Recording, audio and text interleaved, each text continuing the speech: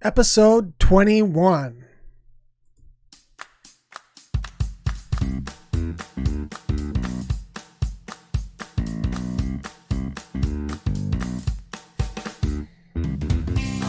Welcome, friends. God bless you, and thank you for tuning in today to another episode of Bible FAQ with Kirk Van, the podcast that provides brief, thoughtful, biblical answers to your questions. I'm Kirk Van Odeham, your host for this podcast, and once again, I'm looking forward to answering some questions that have been provided and submitted to listeners of Bible FAQ.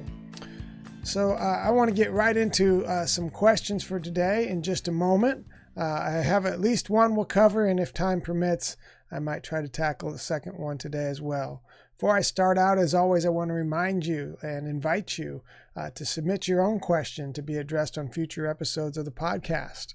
Visit our website at www.kirkvan.com, and there you can submit a question. Or you can get on our Facebook page, which is facebook.com/BibleFAQ with Kirk Van, or you can email us, and that address is question@kirkvan.com. However you decide to submit your question, we'll look forward to receiving it and work it into our queue to be answered on future episodes. Also, if you do check out that website, kirkvan.com, click on the podcast link, and then you can see all the different access methods in order to hear or view Bible FAQ with Kirk Van. We are listed with several popular audio podcast apps and services such as Apple Podcasts, Google Podcasts, Spotify, Stitcher, and many more. Alternatively, if you prefer to, if you're a glutton for punishment and you want to look at this face that's made for radio speak, you're welcome to do that if you like. We have a YouTube channel, which is linked on our website, kirkvan.com, and also a Facebook page, which at current time seems to be the most popular method people are accessing the podcast. So check that out. If you're not familiar with podcast apps and services, I would encourage you to check that out. It's a great way to get audio content for when you're driving or when you're working out or anything you do that you just have spare time to listen, sit out on the porch, whatever it is you do.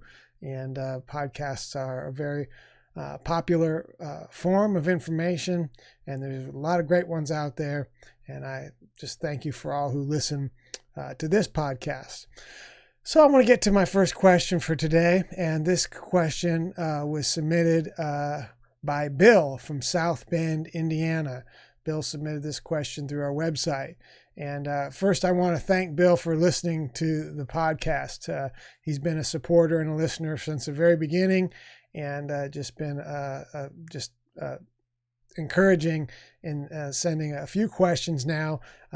Bill is a ultra runner from South Bend, and I met him doing some races together and had just become friends over the internet, and also been able to race at a few events together in times past. So I think this is the second question that I've addressed from Bill on the podcast so far. I'm looking forward to answering some other ones he submitted as well. So Bill's question I'm taking for today, and I'm just reading what he sent. It says, numbers have meaning. Can you give a brief explanation of 3, 6, 7, 70 times 7, 666, 777, and many more? Thank you. Well, what Bill is talking about here, of course, is many people call the study of numbers in the Bible biblical numerology. And that's I just defined what that means. Biblical numerology is just that, the study of numbers in the Bible.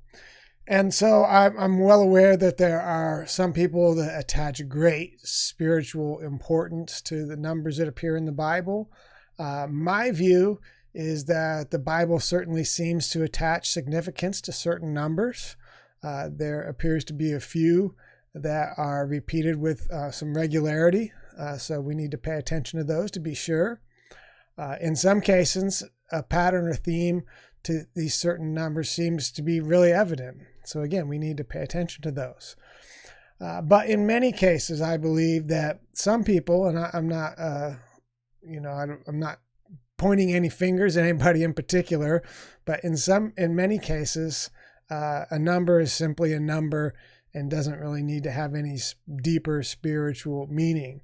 So I personally don't believe in the utility of searching for, and I don't think this is what the question is getting at, but while we're on the topic, I don't personally see a lot of utility in searching for secret meanings or hidden messages in the Bible through, some people call them codes or ciphers, and many of those involve the numbers in the Bible.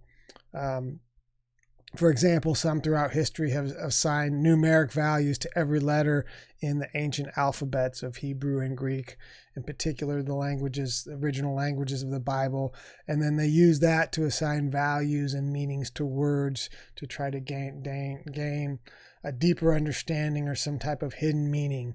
I don't think that's really intended in Scripture. I don't see a lot of proof or evidence for that. There is a field, a discipline, whatever you want to call it, called gematria, which stems from Kabbalah, which is a ancient form of Jewish mysticism. And so this gematria is this Kabbalistic method of interpreting Hebrew words and scriptures by computing these alphanumeric values and then, gaining special insight or spiritual mystic insight is what the Kabbalist Jews believed. And this Kabbalah has gained a lot of followers, especially among celebrities in the time in which we live. And I don't think there's anything to this. I just think it was kind of a mystical, almost cultish brand of Judaism that was not terribly widespread and is not respected by a lot of many of the Jewish people even today. But nonetheless, people find some value in it. I don't count myself among those who do. Typically in history, those people and groups who are obsessed with the mystical interpretation of the Bible using esoteric methods such as numerology are the same ones that tend to neglect the clear meaning and guidance of Scripture that is intended by God and the human authors that He worked with and through. And many times in history, some of these same groups and individuals lead people into deception. And again, I'm not pointing any particular fingers here, but that seems to be a common thread and trend of history. So I just want to say, the natural meaning of Scripture is powerful in and of itself, and certainly sufficient in and of itself to give us all the guidance and direction that we need. So I don't believe we need to seek hidden messages or hidden meanings and that sort of thing. So in my opinion, we should view numerology with great caution and a healthy dose of skepticism because of this type of history and the abuses that it has suffered in the past. Now, having said that, we should not overlook patterns that naturally emerge in Scripture. If there is a natural meaning or significance to specific numbers in Scripture, then we should be open to learning from that. So that's kind of my view. Now, to the specific numbers, there seems to be somewhat of a consensus that there are 4 numbers in particular that seem to have significance or meaning in Scripture. And even these 4 numbers are said to be numbers of completeness or perfection. And those 4 numbers are the numbers 3, 7, 10, and 12. And there's certainly no denying that those 4 numbers, just because of the sheer occurrences in Scripture, do seem to have some kind of special meaning. Whether it's completeness or perfection or not, I guess is open to debate and discussion, but they certainly do tend to be used in a special way. And then the number 40 is certainly another number. So I'm going to address those 5 numbers in particular, and then I'll also touch on some of the other numbers that Bill mentions in the question. So starting with 3, 7, 10, and 12, these supposedly complete or perfect numbers. We'll start with the number 3. And some say that the number 3 signifies divine completeness or protection. Divine completeness or protection. Now, again, that the Bible doesn't expressly to say that or teach that. It's an inference people have made, an implication, that some conclusion that some people have drawn from the use of these numbers. So I'll leave it to you to decide if that's the case or not. And really, there's not as many references as one might think to the number 3. And it seems that there are some real stretches of the imagination to try to extend that list for this particular number. So let's start with some of the references we know. Of course, there's 3 of the major patriarchs. Abraham, Isaac, and Jacob are the 3 most oft-cited patriarchs.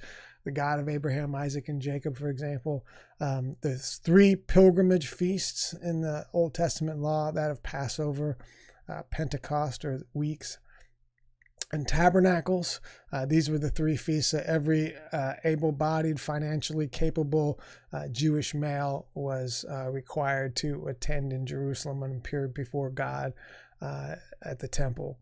There's the 3-fold temptation of Christ in the wilderness, 3 different ways in which the adversary tried to tempt Jesus. There was 3 individuals at the Mount of Transfiguration in the Gospels, Moses, Elijah, and of course Jesus himself.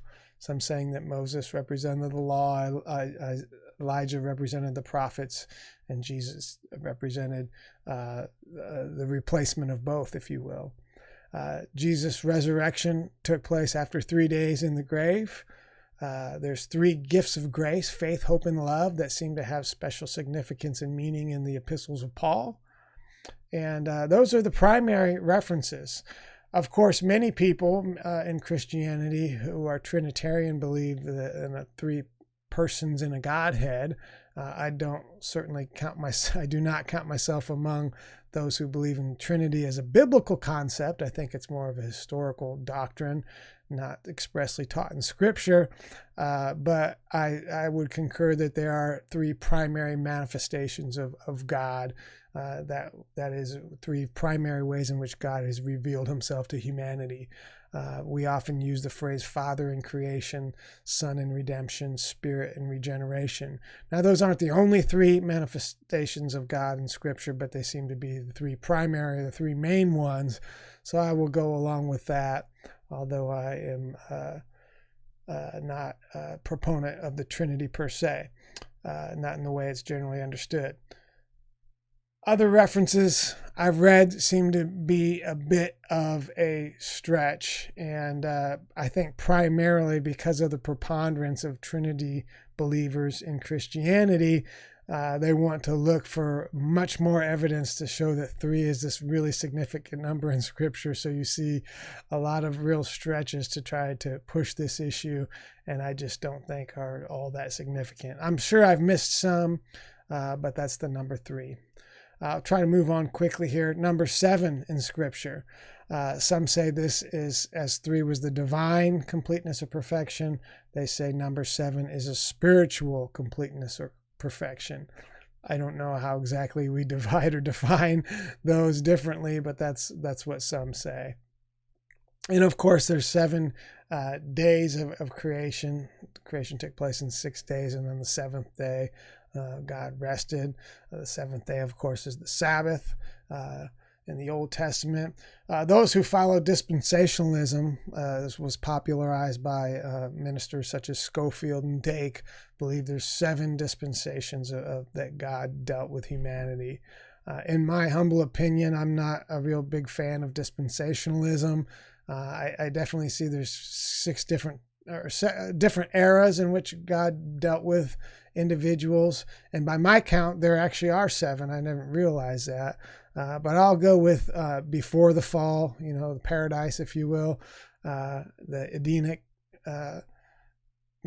dispensation, the antediluvian, which would be from the fall to the flood, and then post-flood, which would be the Noahide dispensation, if you want to call it that, the special covenant, and then the patriarchal period, and then the Mosaic period, the period of the law, and then we have the church or the millennium church to the millennium, rather. So the dispensation of the church, or the grace, if you will. And in the future, it seems that the millennium period will be a separate dispensation, a separate way in which God deals with people. And then we have the kingdom, or the eternity, the final dispensation. Now, I don't know if we can draw a distinction between, I guess we can, like the Patriot. I don't know if we can draw a distinction between, after the flood, before the patriarchs, and then, so there may be 6, but anyways, that's an interesting study. Covenants with humanity. Some say there's 7 different covenants God had with humanity. That of the Adamic covenant, the Noahide covenant with Noah, Abrahamic, Mosaic, Levitical, the Davidic covenant, and the Messianic covenant. That definitely seems that there are 7 different covenants there, and I can't think of any others, so I suppose I could go along with that. Some have pointed out there's 7 colors in a rainbow, and since the rainbow doesn't have biblical significance, it was a sign to Noah. I think that that's a good example. There's 7 classes of furniture in the tabernacle: the bronze altar, the brazen laver, the golden candlestick, the golden table of showbread, the golden altar of incense, the Ark of the Covenant, and then the mercy seat, which is also called the seat of atonement. The tabernacle in Moses' day was built in 6 days and dedicated on the 7th. Solomon's temple took 7 years to build. There's 7 feast days in the law: Passover, unleavened bread, first fruits, Pentecost, atonement, tabernacles, and trumpets. Of course, there's 7 days that the Passover is celebrated. There's 7 weeks between Passover and Pentecost, the period in which the counting of the Omer takes place. And there's 7 days of the Feast of Tabernacles. And of course, those 3 feasts that I just mentioned are the 3 pilgrimage feasts. So that seems to be significant as well. In the agricultural cycles of the Jewish people, we often call it the sabbatical cycles. There's 7 sabbatical years, and then 7 sabbatical cycles of 7 years each. And then that's 49 years. And then the 50th year was the Jubilee year, the year of release, where the land and properties and rights, etc., were reset. So that seems to be significant. Some point out that the Bible records Jesus performing 7 miracles on the Sabbath day, which of course is the 7th day. And then, of course, in the book of Revelations, the 7 has huge significance. We see 7 of lots of things: 7 churches, 7 letters, 7 candlesticks, stars, angels, spirits of God, seals, judgments, horns, crowns, eyes on the Lamb, trumpets, thunders, mountains, bowls, 7 kings, and so on. And so you'd have to be not paying attention to realize that, to think other than 7 is pretty significant in Scripture. And then many have seen number 10 having special significance in the Scripture. Many call this the number of ordinal completeness. Ordinal completeness. Ordinal just has to do with numeric. Of course, most of human civilization is built on a base 10 mathematical system, and for good reason. We have 10 fingers and 10 toes. 10 is an easy number to multiply and divide and count for many reasons. And so there just seems to be something practical about it. Even if we didn't have 10 fingers, seems to be something practical about it. In Scripture, we read about the 10 plagues in Egypt, the 10 commandments, of course, that God gave to Moses, the tithe, which is the 10th of one's increase. In the tabernacle, there was 10 silver sockets that formed the foundation of the tabernacle. There was 10 branches on the lampstand in the tabernacle or temple, also called the menorah or the temple menorah, as opposed to the holiday menorah. 10 spies were sent in Moses and Joshua's day to investigate the promised land. Some point out that there are 10 different I am statements that Jesus made in the New Testament. I am the bread of life.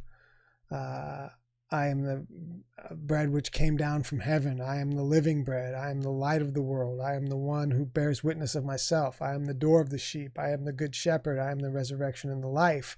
I am the way, the truth, and the life, and I am the true vine. 10 different statements that Jesus made. And then there may be some more we're missing, but again, in the book of Revelations, there are 10 major kingdoms that will exist in the end times. Not only in the book of Revelations, but in the Old Testament prophecies confirm that as well. So moving on to the number 12. Again, this is the fourth number that people believe has of completeness or perfection. And some describe this as governmental completeness or perfection. Of course, we have the 12 tribes of Israel in the Jewish tradition, which is the Jacob's or Israel's 12 sons. We have 12 lunar cycles in a year corresponding to the 12 months of the Hebrew calendar. We have 12 cakes of bread in the tabernacle, probably representing the 12 tribes. Of course, Jesus himself chose 12 apostles, and the apostles retained this number by selecting Matthias to replace Judas, who had betrayed the Lord, and so they also concluded there was something significant about the number 12, that they needed to find a replacement for the fallen apostle. In the book of Revelations, 12 seems to have a number. There's 12,000 from each tribe of Israel for a total of 144,000 that will be saved during the tribulation. There's Christ's bride in Revelation chapter 12 wears a crown that has 12 stars. In the New Jerusalem, it's described as having 12 gates of pearl, named for the 12 tribes of Israel, 12 angels at each of the gates. 12 foundations of the city, named for the 12 apostles of the Lamb. And the city measures 12,000 furlongs, and the walls are 144 cubits high, which is 12 multiplied by itself. 12 times 12, 144. So it's pretty clear that 12 is a significant number in Scripture too. So they say those four numbers, 3, 7, 10, and 12, seem to have a number of completeness or perfection. The divine, the spiritual, the ordinal, and the governmental completeness, if you want to follow that line of thinking. And then the other number that I think is undeniable, has spiritual significance or biblical significance, perhaps better said, is the number 40. And often people have called this a number of probation, or the number of testing, or the number of trial. And when we see how it's used here in a moment, you'll understand. It rained for 40 days and 40 nights before the great flood, which of course was a time of testing of the earth and purging of the earth. Israel wandered for 40 years in the wilderness. Again, that was a time of testing for Israel. Moses lived in 40 years in Egypt, and then 40 years in Midian before he finally served God for 40 years. So 120 years total, divided into 3 40-year periods of Moses' life. Moses was on the Mount of God, Sinai, when he received the law for 40 days, during which time he fasted. Later in Deuteronomy, on a separate occasion, Moses interceded for Israel for 40 days before the Lord. Goliath in David's day taunted Israel for 40 days before David confronted him and eventually slew him. The first 3 kings of Israel, which was Saul and David and Solomon, each had a reign of exactly 40 years each. Ezekiel fasted for 40 days when he fled from Jezebel. 40 lashes, according to the Mosaic law, was the maximum number of lashes that a person could receive as punishment for committing a crime. So again, this idea of probation, testing, or trial. The prophet Jonah was given 40 days notice before the judgment of Nineveh. Jesus fasted for 40 days in the wilderness before his own temptation and trial, if you will. And of course, Jesus taught his disciples for 40 days between the resurrection and the ascension. So there was exactly 40 days during those 2 events, and he met regularly with his chosen apostles and disciples and taught them during that period. So that seems to be a significant number in Scripture as well. And as some pointed out, perhaps a time of probation or testing or trial. Now, there's some other numbers that were alluded to in the question that I'll touch on really briefly here.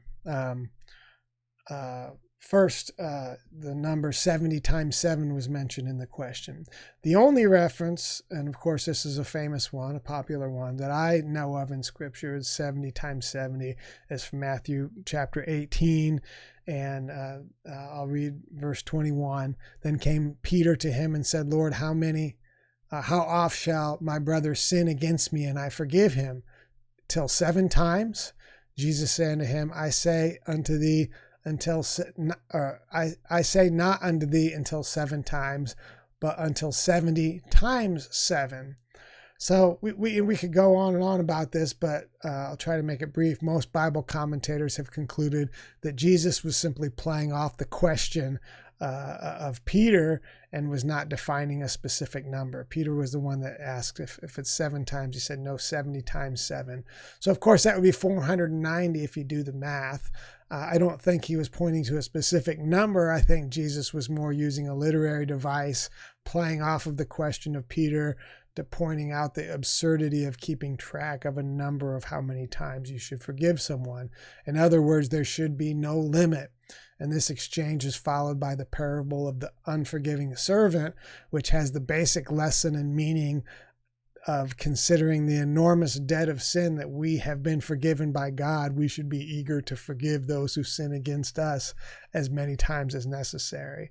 And so it's just kind of a artistic, literary way of putting out a big insurmountable number, if you will. Now, I am aware that some have tried to ascribe some alphanumerical code to give this even deeper significance to the number 490. I don't believe that's the intention of Scripture, so I won't go into that, although I might mention it here again in a moment. And then the question also asked about the number 6 and the significance of 6 in Scripture. Well, 6 is often seen as a number of imperfection or weakness, certainly the number of man, because man was created on the 6th day of creation, the final day of creation before the Sabbath or the rest.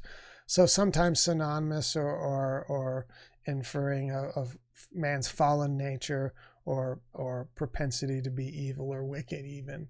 So as I said, man was created on the 6th day. Also, all the land animals were created on the 6th day, including the serpent, who was later embodied by the adversary, the devil, of course, to tempt Adam and Eve and instigate the fall of man to begin with. Other references to 6, man is appointed to work 6 days and then to rest on the 7th. There are 6-year cycles for farming, we already mentioned, and then the 7th, the land lays dormant. That's the sabbatical cycle. There's 6-year cycles as well, and of course, with the 7th year being the year of rest or the sabbatical year. Hebrew slaves served for 6 years before they had the opportunity to be released if they so chose. So those are some of the references to 6. There's probably not a lot more, and so I don't think we can read much into that, other than 6 is 1 short of 7, I guess is the biggest takeaway, and therefore falling short of perfection. And then also from the question, the number 666. Now, many will recognize this number as what's called the mark of the beast, the number of the Antichrist from Revelation chapter 13. So this chapter of Revelation reveals John's vision for 2 beasts, commonly called the Antichrist and the false prophet. At the end of the chapter, let me just read the citation here. Chapter 13, verse 16, and he causeth all, both great and small, rich and poor, free and bond, to receive a mark in their right hand or in their foreheads, and that no man might buy or sell, save he have that mark, or the name of the beast, or the number of his name. Here is wisdom. Let him that hath understanding count the number of the beast, for it is the number of a man, and his number is 666. So, throughout history, believers have tried to use this number found in Revelation 16 to discover the identity of the Antichrist. And again, a lot of times they've gotten into alphanumeric codes and ciphers to try to find out, is this pointing to a specific individual? Probably the very first case of this was the first century Christians themselves. Apparently, the name of the Emperor Nero has the alphanumeric value, if you calculate it a certain way, of 666. So there's a lot of speculation and some evidence that the early Christians wondered if that might be the individual. Obviously, it was not. So again, I'm really skeptical of these hidden codes and ciphers. The book of Revelation is filled with symbolism, and some of that symbolism might point to certain things. Some of it may not. Some of it might just be symbolism. So it's not irrational to conclude that this number is also symbolic. For example, the Bible specifically says it's the number of the man. So it just might be telling us that this is about incompleteness, imperfection, the fact that this is not real. It's not God ordained, but it's in the sense that this person who's going to rise up is going to claim to be from God, but not be from God.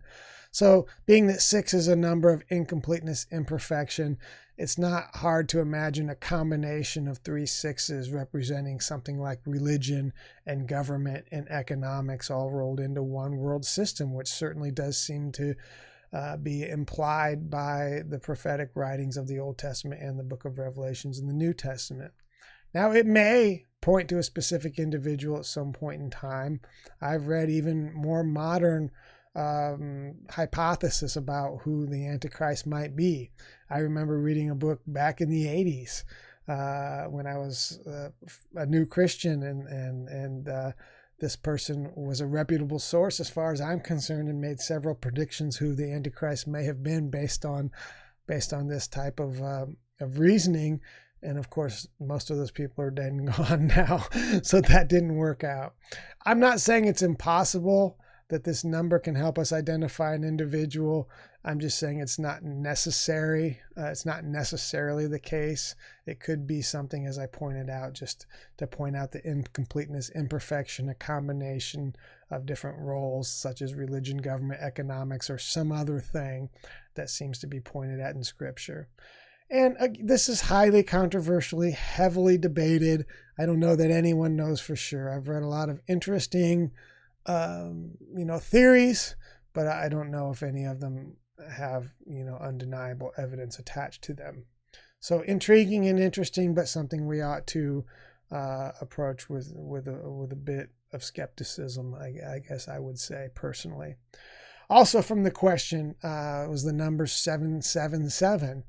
As far as I can tell, and I did a little bit of digging, there's no reference to this number in Scripture at all that I can find. And I looked at several reputable sources that talk about biblical numerology.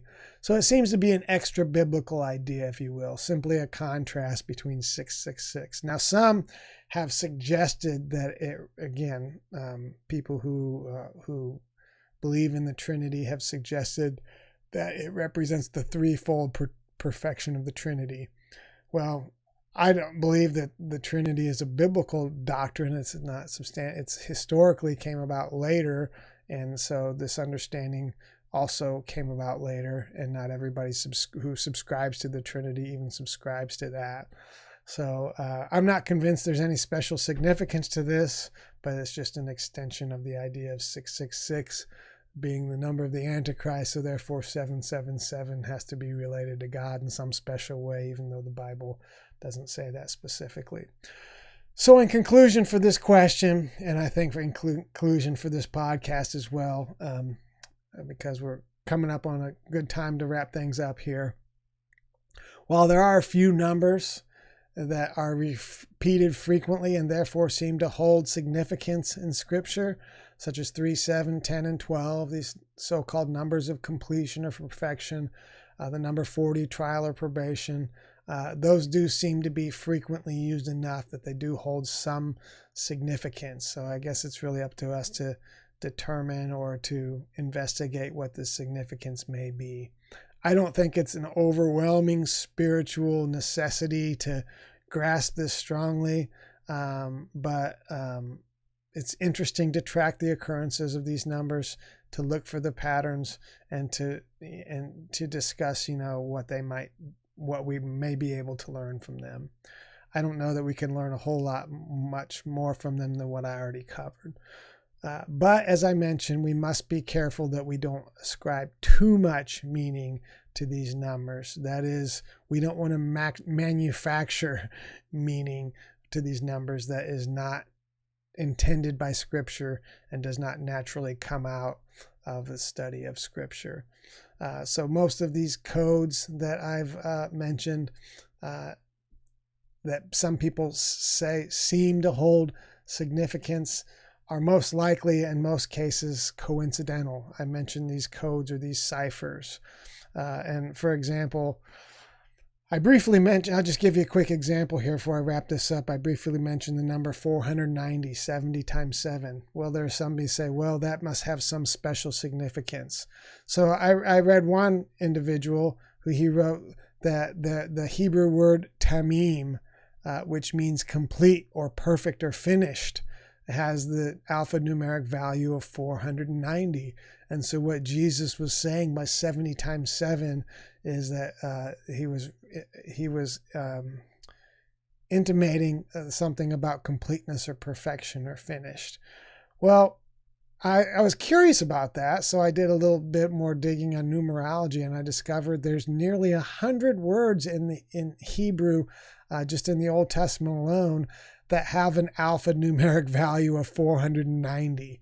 So there's actually websites where one can search these things and find all the words of the Old Testament that have the same alphanumeric code.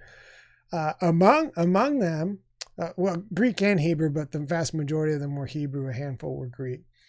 And so the name Peter is one of them. So, maybe that was a little sly little trick on Jesus' part to be funny, because but I doubt that. That's probably coincidental. Some of the other Hebrew words that have a alphanumeric code of 490 are wisdom, hear as in Shema, like this, Deuteronomy 6:4, soul, judgment, inheritance, testimony, the word holy, transgression, snare, cover, shame, anoint, and overcome. Now, those are just a handful of the nearly 100 words, but my point is I could probably make a fairly compelling and convincing case that Jesus meant to imply one of those words by using the 70 times 7. I think that this idea that it means complete, perfect finish because of the Hebrew tamim is just total coincidence, and probably what this author did is just scroll through the words and pick the one he liked and say that's what Jesus must have meant. I don't think there's any evidence to believe that that's what Jesus meant. Now, could it be? Anything's possible. But there's so many different options. I don't think we can say with any precision or any certainty that that's what he meant. And that's the kind of double-edged sword of this biblical numerology. I think in the final analysis, these hidden meanings that we find in biblical numerology are definitely subject to bias. If nothing else, a confirmation bias. We see what we expect to see, or we want to find a meaning, so we find a meaning even if we have to contrive or manufacture one. And this is a good example. Almost any number you pop in, you can come up with a list of 50, 100, 150 words in Scripture. And so certainly one of those you can kind of find some esoteric meaning from. But I don't believe that's the proper use of biblical interpretation. In addition to the confirmation bias, we find what we expect to find. There's also the omission bias. In other words, we omit the results that don't conform to the pattern of our desired outcome. In the case I just mentioned for this 490, like I said, there's almost 100, like 97 words or something of that nature. And the guy picked the one. Well, why not any of the other, 96 words or whatever, because he found the one that he liked the most is probably the best explanation. So that's a bias of omission. And then also in the study of numerology, I think there's a reporting bias. In other words, people tend to believe erroneous information simply because it's been repeated in multiple sources. So someone says, oh, this number means this.